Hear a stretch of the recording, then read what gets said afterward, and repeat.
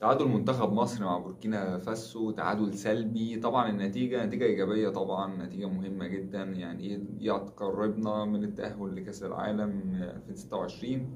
نتيجة كويسة لحد ما كنا عايزين نكسب، بس يعني انت شايف طبعا ظل الأداء بتاع المنتخب وظل اللعيبة والشكل، يعني مظهرناش بأفضل حاجة. بس الشوط الأولاني في أول 3 دقايق كنا بنلعب أصلا ب4-3-3.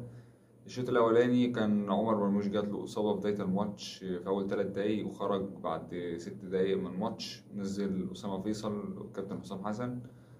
الشكل يعني ما كانش أفضل حاجة هجوميا، بتلعب 3 في نص الملعب مش أفضل حاجة. هما أصلا غياب حمدي فتحي طبعا مؤثر في نص الملعب، والصانع الألعاب طبعا مؤثر، مفيش صانع ألعاب في منتخب مصر. فالفرص قليلة جدا، وتكاد ما كانش فيه فرص أصلا، كلها شوطات من بعيد.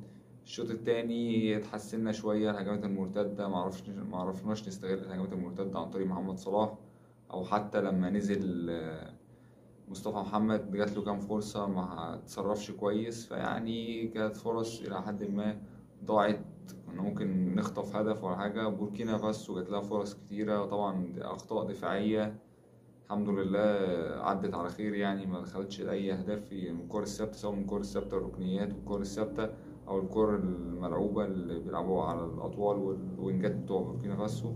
بس يعني الحمد لله إن طلعنا بيت التعادل السلبي خارج الديار، يعني بعدنا كده بقى الفارق 5 نقط عن بوركينا فاسو. وطبعا احنا يعني بنسبة كبيرة إن شاء الله متأهلين كأس العالم 2026، فنتيجة كويسة ونقول الحمد لله على الشكل ده.